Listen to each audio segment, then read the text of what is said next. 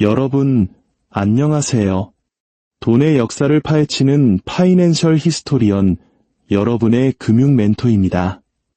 정치인들이 국회에서 목소리 높여 싸우고 뉴스 헤드라인이 매일같이 바뀌는 동안 진짜 세상의 돈의 흐름을 결정하는 법칙이 어디서 만들어지는지 아시나요?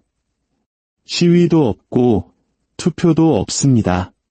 그저 스위스의 조용한 도시 바젤에 모인 몇몇 신사들이 전 세계가 감당해야 할 리스크의 총량을 결정합니다. 이게 무슨 음모론 같은 소리냐고요? 하지만 이 밀실회의에서 지구상 가장 강력한 금융법이 탄생했습니다. 바로 당신의 은행이 얼마를 대출해 줄 수 있는지, 얼마나 위험한 투자를 할 수 있는지, 그리고 만약의 사태에 대비해 얼마의 진짜 돈을 금고에 쌓아둬야 하는지 결정하는 규칙이죠. 이 보이지 않는 금융의 문법, 그 거대한 세계로 들어가기 위한 지혜의 열쇠가 필요하시다면 지금 바로 구독과 좋아요를 눌러주십시오. 이건 단순히 버튼을 누르는 행위가 아닙니다. 금융적 통찰력을 얻고 부의 흐름을 꿰뚫어 보겠다는 여러분 스스로와의 약속입니다. 자, 그럼 시작해볼까요? 이야기는 1974년으로 거슬러 올라갑니다. 당시 세계 금융 시스템을 거의 마비시킬 뻔했던 작은 독일 은행이 하나 있었습니다. 이름은 헤르슈타트 은행.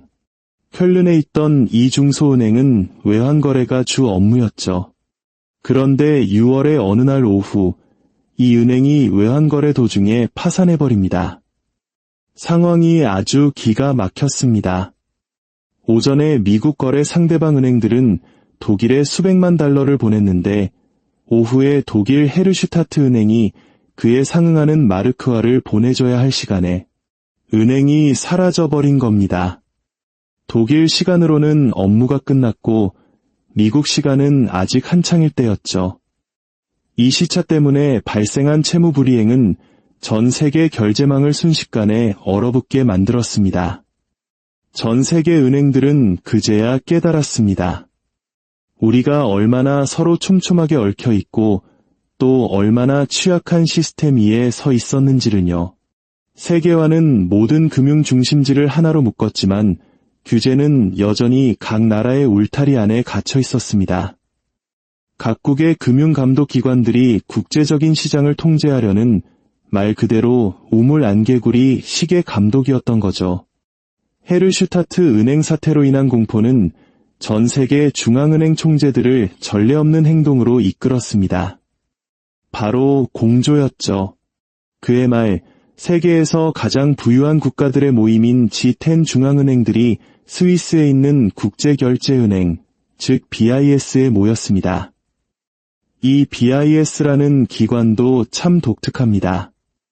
원래 1차 세계대전 후 독일의 전쟁 배상금 문제를 처리하기 위해 설립됐는데 시간이 흐르면서 조용히 중앙은행들의 중앙은행으로 진화했습니다. 정치적으로 중립적이고 극도로 비밀스러우며 무엇보다 민간기구의 성격을 띈 곳이죠. 마치 금융계의 최종 보스가 사는 성 같달까요? 바로 이 은밀한 장소에서 그들은 새로운 위원회를 만듭니다. 바젤 은행감독위원회. 이들의 임무는 간단해 보였습니다. 각국의 규제가 서로 어긋나거나 감독의 사각지대가 생겨서 대형은행이 무너지는 일을 막자는 것이었죠. 하지만 실제로는 그보다 훨씬 거대한 것을 만들고 있었습니다. 바로 글로벌 금융이 안전이라는 개념을 어떻게 정의할 것인가에 대한 청사진이었습니다. 10년이 넘는 시간이 걸렸고 마침내 1988년 위원회는 바젤 I라고 알려진 첫 번째 국제은행 표준을 발표합니다. 내용은 아주 간단 명료했습니다. 은행은 위험 가중자산의 최소 8%를 자기 자본으로 보유해야 한다는 것이었죠. 쉽게 말해볼까요? 은행이 100원을 대출해준다면 만일의 사태를 대비해 최소 8원은 은행 자기돈, 즉 진짜 자본으로 가지고 있어야 한다는 뜻입니다. 비상시에 쓸 안전 쿠션 같은 거죠. 사상 처음으로 위험에 대한 전 세계적인 기준치가 생긴 겁니다. 런던이든 도쿄든 뉴욕이든 전 세계 은행들은 이제 자본 적정성이라는 동일한 언어로 소통하게 되었습니다. 물론 바젤 협약은 공식적인 법이 아니었습니다. 하지만 사실상 법처럼 작동했죠. 주요 경제 대국들이 이 기준을 자국 규제에 도입했고 작은 나라들은 따라갈 수밖에 없었습니다. 글로벌 금융 세계에서는 바젤의 룰을 따르지 않으면 아무도 같이 놀아주지 않으니까요. 마치 K-팝 아이돌이 되려면 혹독한 연습생 시절을 거쳐야 하는 것처럼 국제 금융시장의 멤버가 되려면 바젤의 규칙을 통과해야 했습니다. 하지만 바젤 I를 강력하게 만들었던 그 단순함이 동시에 위험 요소가 되었습니다. 그 유명한 8% 룰을 적용하기 위해 규제 당국은 자산을 위험 가중치에 따라 분류했습니다. 예를 들어 정부가 발행한 국채는 위험 가중치가 0%였습니다. 즉, 은행이 국채를 아무리 많이 사도 그에 대한 자기 자본을 1원도 쌓을 필요가 없다는 뜻이죠. 반면 일반 기업 대출은 위험 가중치가 100%로 책정되어 8%의 완충 자본을 고스란히 쌓아야 했습니다. 논리는 명확했습니다. 정부는 거의 파산하지 않지만 민간 기업은 망할 수 있으니까요. 하지만 그 효과는 실로 엄청났습니다. 은행들은 기업이 아니라 정부의 돈을 쏟아붓기 시작했습니다. 민간 부문에 대출해주는 것이 갑자기 비싼 일이 되어버린 겁니다. 은행을 더 안전하게 만들려고 만든 규칙이 조용히 전 세계의 신용을 국가로 향하게 만든 셈이죠. 혁신적인 스타트업이나 중소기업에 가야 할 돈이 국채 시장으로 빨려 들어갔습니다.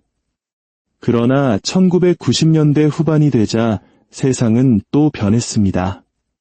금융시장은 규모와 복잡성 면에서 폭발적으로 성장했죠. 파생상품, 자산 유동화 증권 같은 우리 MZ세대에게는 이름만 들어도 머리 아픈 상품들이 시장을 지배하기 시작했습니다. 이런 복잡한 세상에서 바젤 I는 너무 원시적으로 보였습니다. 은행들은 규제 당국보다 자신들이 리스크를 더 잘 측정할 수 있다고 주장하기 시작했습니다. 똑똑한 박사들을 다 고용해서 최첨단 수학 모델을 만들었으니 우리를 믿어달라는 거였죠. 그리고 2004년 바젤 위원회는 그들의 손을 들어주었습니다. 현대화된 시스템을 표방하며 바젤 II가 등장했습니다. 소위 세계의 기둥이라는 개념을 도입했죠. 첫째, 최저 자기자본 규제. 둘째, 감독 당국의 점검. 셋째, 시장 규율. 서류상으로는 아주 그럴듯해 보였습니다. 하지만 현실에서는 금고 열쇠를 은행가들 자신에게 돌려준 꼴이었습니다. 바젤2 하에서 대형 은행들은 내부 모형 즉 자신들이 만든 수학 공식을 사용해서 필요한 자본의 양을 결정할 수 있게 되었습니다.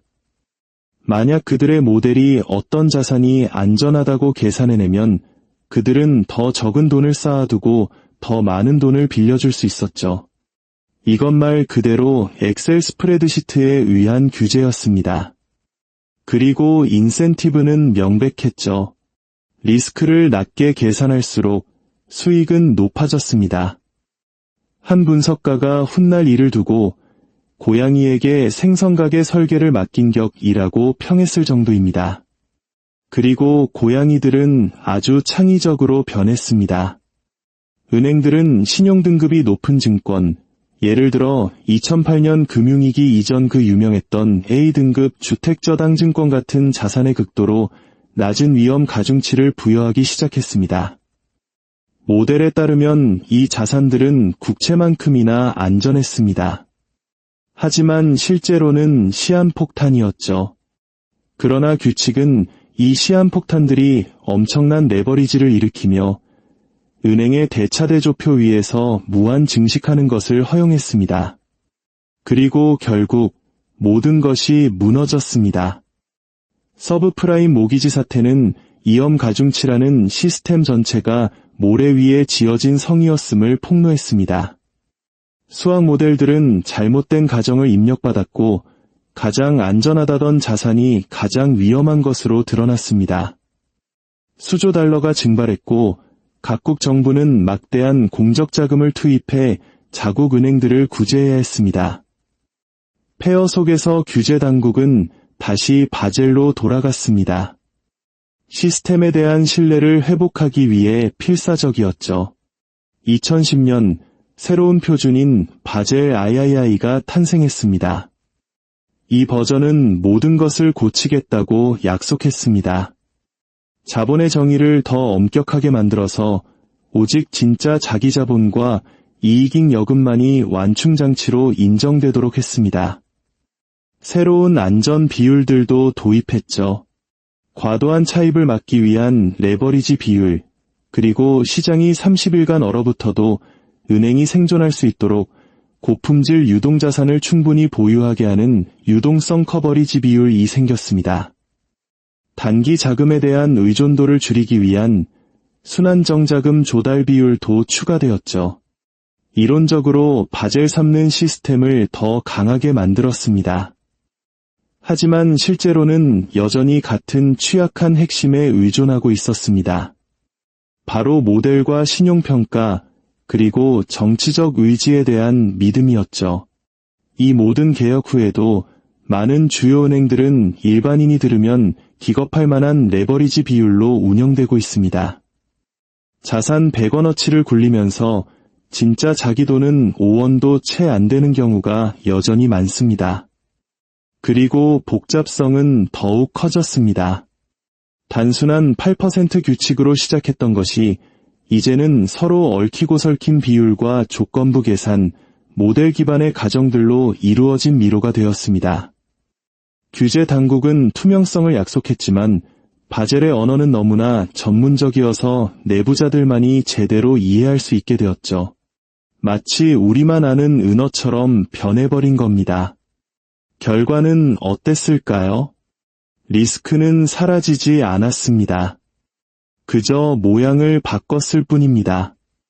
바젤의 규칙들은 은행을 단련시키기 위해 만들어졌지만 어느새 글로벌 금융에 보이지 않는 건축물이 되어버렸습니다. 모든 금리 결정, 모든 신용 팽창, 모든 유동성 위기가 이제는 바젤의 논리를 통해 흘러갑니다. 하지만 바깥 세상은 그 사실을 거의 알아차리지 못하죠. 하지만 아직 답하지 않은 중요한 질문이 하나 남아 있습니다. 바젤의 규칙을 따르지 않는 나라와 은행들에게는 무슨 일이 일어날까요? 바로 이 지점에서 이야기는 기술적인 문제에서 정치적인 문제로 넘어갑니다. 왜냐하면 바젤은 법이 아닐지 몰라도 그것을 거역하는 데는 대가가 따르기 때문입니다. 바젤 협약은 애초에 세계 헌법 같은 것이 아니었습니다. 단순한 협의체로 시작했지만 수십 년 만에 어떤 은행이 흥하고 어떤 은행이 도태될지를 결정하는 규칙집이 되어버렸죠. 바젤 위원회 자체는 경찰도 법원도 실질적인 법적 권한도 없습니다. 그런데 어째서 모든 주요 경제국이 그 기준을 성서처럼 떠받드는 걸까요? 이유는 간단합니다. 평판 때문입니다. 글로벌 금융에서 신뢰는 전부입니다. 바젤 기준을 충족하지 못하는 은행은 마치 자동차 보험 없이 운전하는 운전자처럼 취급됩니다. 같은 도로를 달릴 수는 있지만 아무도 엮이고 싶어 하지 않죠. 투자자, 규제 당국, 다른 은행들은 규제 준수 여부를 신뢰도의 시험대로 봅니다. 어떤 나라가 뒤처지기 시작하면 그 나라의 은행들은 대가를 치르기 시작합니다. 신용등급이 떨어지고 돈을 빌리는 비용이 비싸집니다. 국제대출기관들은 숨겨진 위험을 두려워하며 만기를 줄이거나 금리를 올립니다. 이것이 시장이 불복종을 처벌하는 조용한 방식입니다. 이것이 바로 바젤이 공식적으로는 자발적이지만 거의 모든 국가가 결국 채택하게 되는 이유입니다. 이건 법이 아니라 레버리지입니다. 당신의 나라가 속도를 맞추지 못하면 당신의 금융기관들은 국경을 넘어 자본을 이동시키는 글로벌 네트워크로부터 고립될 위험에 처합니다. 바젤 I은 비교적 단순해서 1990년대에 거의 모든 국가가 동참할 수 있었습니다. 하지만 바젤 2와 3는 기준을 훨씬 높여버렸습니다. 수많은 분석가, 비싼 데이터 시스템, 정교한 내부 리스크 모델을 요구했죠. 많은 신흥국들은 감당할 수 없는 비용이었습니다. 그래서 세상은 등급으로 나뉘었습니다. 미국, 유럽, 일본을 필두로 한 부유한 국가들이 새로운 기준을 먼저 시행했습니다. 다른 나라들은 부분적으로 도입하거나 변형된 시스템을 채택하며 임기응변으로 대처했죠. 그렇다면 지금 이야기하는 바젤 4는 무엇일까요? 사실 완전히 새로운 틀은 아닙니다. 바젤 3의 최종 단계죠. 2008년과 같은 위기를 막기 위해 기존의 허점들을 막으려는 대대적인 개편입니다. 바젤 위원회는 은행들이 자기 자본을 최소화하기 위해 내부 모델을 교묘하게 조작하는 법을 터득했다는 것을 알고 있었습니다. 그래서 바젤 4는 산출 제한 2라는 새로운 개념을 도입했습니다. 일종의 규제 안전망이죠. 은행의 모델이 아무리 정교하더라도 표준적인 방법으로 계산한 것보다 자기 자본 요건을 약 5% 이상 줄일 수 없게 막아놓은 겁니다. 쉽게 말해 은행가들의 창의성 혹은 속임수의 한계를 설정한 것이죠. 이 바젤 4는 2023년부터 전 세계적으로 시행되기 시작했고 2020년대 후반까지 이어질 전망입니다. 겉으로 보면 바젤 협약은 기술적인 회계 개혁처럼 보입니다. 하지만 그 이면에는 권력의 메커니즘이 숨어 있습니다. 이 규칙들은 누가 신용을 얻고 돈이 어떻게 순환하며 어떤 경제가 더 빨리 성장할지를 결정합니다. 바젤이 국채를 무위험 자산으로 선언했을 때 그것은 단순한 금융적 가정이 아니라 거대한 인센티브였습니다. 은행들은 합리적으로 반응했습니다. 자기 자본을 쌓을 필요가 없는 국채로 포트폴리오의 막대한 부분을 옮겼죠. 정부들은 엄청난 혜택을 보았습니다. 정부의 채권은 시스템에서 가장 안전하고 유동성이 높은 담보물이 되었고 공공부채에 대한 끊임없는 수요를 보장받았습니다. 바젤은 사실상 정부에게 내장된 구매자를 만들어준 셈입니다. 규칙이 진화할수록 이 되먹임고리는 더욱 깊어졌습니다. 2020년까지 전 세계 은행들은 13조 달러가 넘는 국채를 보유했는데 그 대부분이 바젤의 제로 리스크 지정에 의해 정당화되었습니다. 한때 시스템을 붕괴로부터 보호하려 했던 바로 그 논리가 이제는 국가부채 축적의 엔진으로 변해버린 겁니다. 작은 은행들에게 그 결과는 더욱 혹독합니다. 바젤 3화4를 준수하려면 막대한 자원이 필요합니다. 이는 JP모건이나 HSBC 같은 거대 은행에게는 쉬운 일이지만 지역의 작은 은행에게는 파멸적일 수 있습니다. 많은 소규모 기관들은 더 큰 은행에 합병되거나 아예 국제 업무에서 손을 떼었습니다. 시스템 리스크를 막기 위해 만들어진 바젤이 조용히 대마불사로 여겨지는 소수의 손의 권력이 집중되는 것을 가속화한 셈입니다. 마치 한국의 대기업 쏠림 현상처럼 말이죠. 하지만 진짜 위험은 단순히 권력 집중이 아닙니다. 바로 획일성입니다. 이제 지구상의 모든 주요 은행은 똑같은 공식과 똑같은 기준으로 위험을 측정합니다. 시스템이 충격에 직면하기 전까지는 효율적으로 들릴 수 있습니다. 하지만 모두가 같은 자산을 보유하고 같은 신호에 반응할 때 안전은 곧 동조화가 됩니다. 도미노 하나가 무너지면 나머지도 따라서 쓰러집니다. 바젤은 서류상으로 금융을 더 안전하게 보이게 만들었지만 동시에 더 동기화되고 따라서 더 부서지기 쉽게 만들었습니다. 모두가 똑같은 수능 참고서로 공부하는데 그 참고서에 치명적인 오류가 있다면 다 같이 망하는 것과 같습니다. 참으로 아이러니한 결말입니다. 바젤은 은행업을 더 탄력적으로 만들기 위해 만들어졌지만 취약성을 표준화함으로써 그 목적을 달성했습니다. 인간의 판단을 모델로 재량권을 공식으로 국가 정책을 글로벌 하브이로 대체했습니다. 금융 규제를 마치 물리학처럼 객관적으로 느끼게 만들었죠. 하지만 물리학과 달리 이 규칙들은 사람들이 쓰고 위원회에서 협상하며 일반 대중보다 소수점 하나하나를 더 잘 이해하는 로비스트들의 영향을 받습니다. 그래도 이 환상은 작동합니다. 바깥 세상에게 바젤은 신중함과 질서의 상징입니다. 규제 당국은 자신있게 자기 자본 비율을 인용하고 은행가들은 규제 준수 보고서를 강함의 증거로 제시합니다.